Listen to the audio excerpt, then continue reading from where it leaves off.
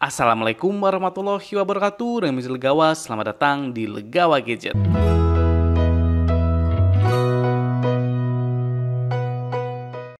Sebelumnya jangan lupa untuk klik tombol subscribe untuk support channel Legawa Gadget. Terima kasih. Pada video kali ini saya mau langsung compare dua smartphone Samsung yang suka bikin bingung para netizen, yaitu Samsung Galaxy A15 LTE dengan Samsung Galaxy A15 5G. Sekilas kalau kita lihat untuk spek di antara kedua smartphone ini terlihat mirip. Kira-kira apa yang membedakan antara A14 LTE dengan A15 5G? Untuk jawabannya langsung aja kita mulai di Gadget Review. Untuk perbedaan yang pertama tentu ada di harga dan varian. Samsung Galaxy A15 LTE memiliki dua varian. Jadi yang pertama memori RAM 8GB dan internal 128GB. Di harga kisaran Rp2.600.000. Sedangkan varian yang kedua adalah yang memori RAM 8GB internal 256GB dengan harga di kisaran Rp3.100.000. Sedangkan untuk Samsung Galaxy A15 5G hanya ada satu varian saja, yaitu yang memori RAM 8GB dan internal 256GB dengan harga ada di kisaran Rp3.400.000. Sehingga untuk perbedaan harga antara yang LTE dengan yang 5G di memori yang sama ada di kisaran Rp300.000 saja. Sehingga kalau tabungan mepet, jelas langsung aja ambil yang A15 LTE yang memori 128GB. Perbedaan yang kedua ada di desainnya. Untuk garis desain kedua smartphone ini sangat mirip. Jadi dari letak kemudian bentuknya ini sama persis. Bedanya ada di finishing back case-nya. Yang dimana untuk Galaxy A15 LTE finishingnya dibuat seperti kaca yang mengkilap. Sedangkan untuk A15 5G finishingnya adalah doff.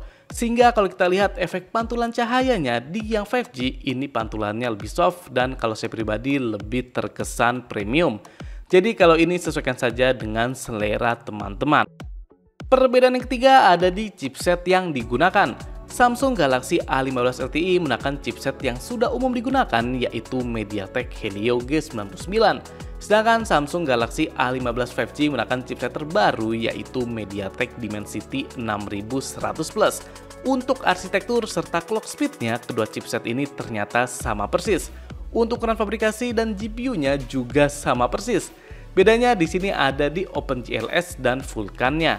Langsung aja kita tes benchmarknya. Jadi yang pertama tes Antutu versi 10.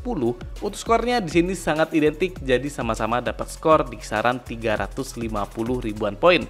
Yang lumayan berbeda di sini untuk suhu akhir di yang LTE lebih panas daripada yang 5G.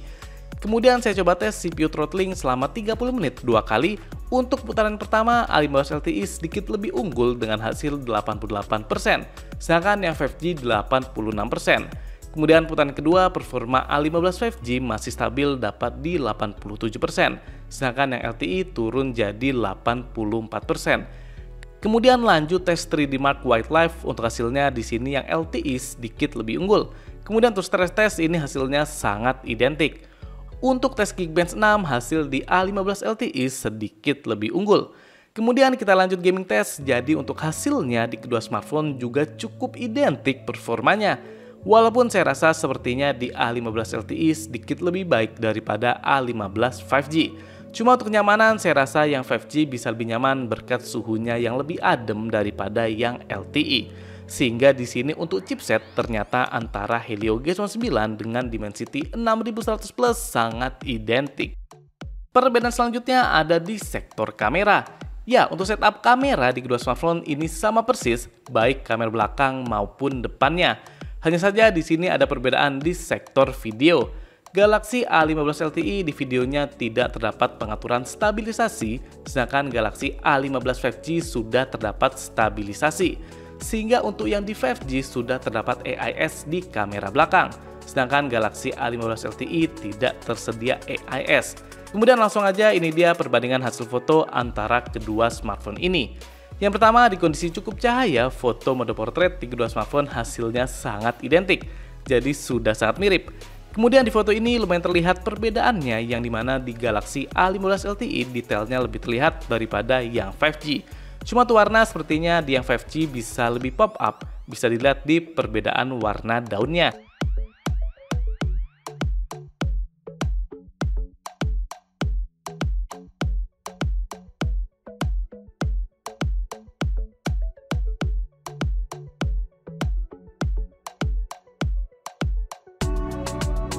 Kemudian untuk foto di kondisi low light lagi-lagi sudah sangat mirip. Perbedaannya paling ada sedikit di pewarnaannya saja.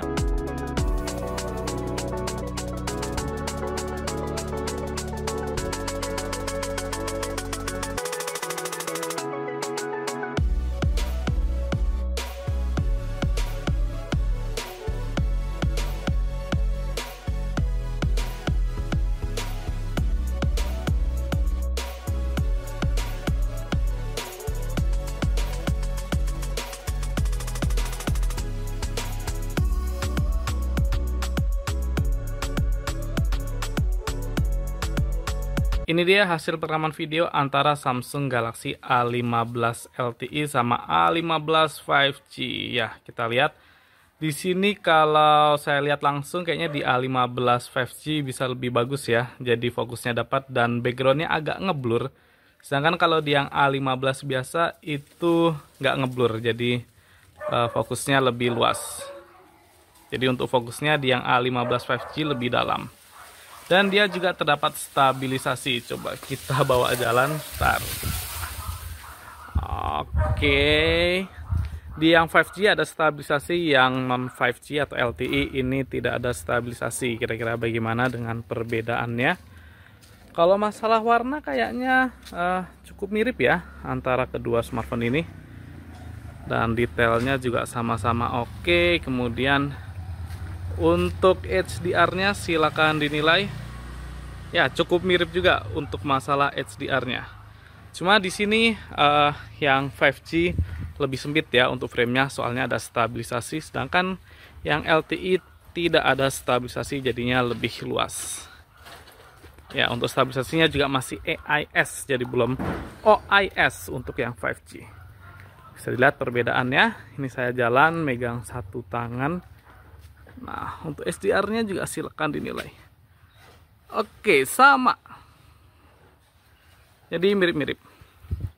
Ini dia contoh perekaman kamera depan Full HD 30 fps antara A15 LTE sama A15 yang 5G. Jadi sama-sama maksimal di Full HD 30 fps dan tidak ada stabilisasinya untuk di kedua smartphone.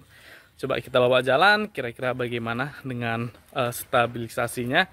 Kalau saya lihat sih cukup bergetar ya di kedua smartphone. Jadi kalau di A15 5G dia cuma ada stabilisasi untuk kamera belakangnya, tapi depannya sama-sama tidak ada stabilisasi.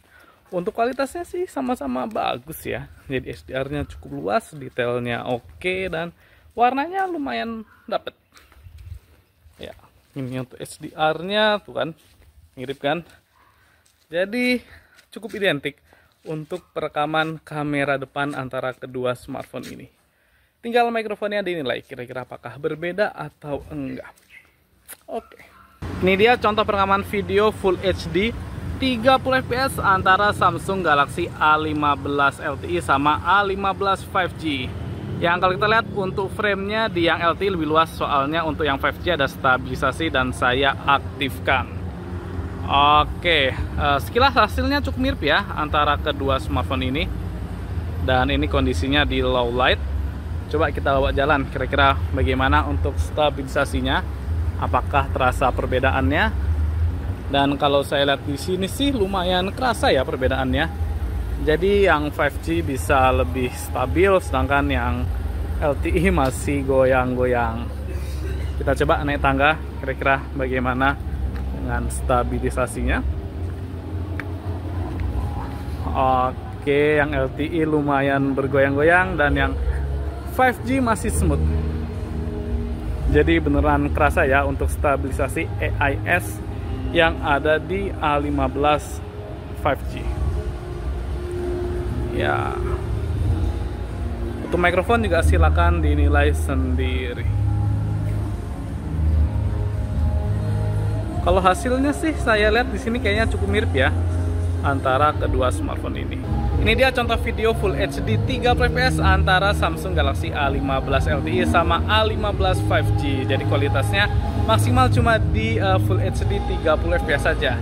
Dan di yang 5G juga nggak ada stabilisasi ya. Jadi di kedua smartphone sama-sama nggak support stabilisasi. Oke, kalau saya lihat di sini untuk kualitasnya cukup identik ya antara yang 5G sama yang LTE. Oke, coba kita bawa jalan untuk stabilisasinya. Kira-kira bagaimana dengan guncangannya?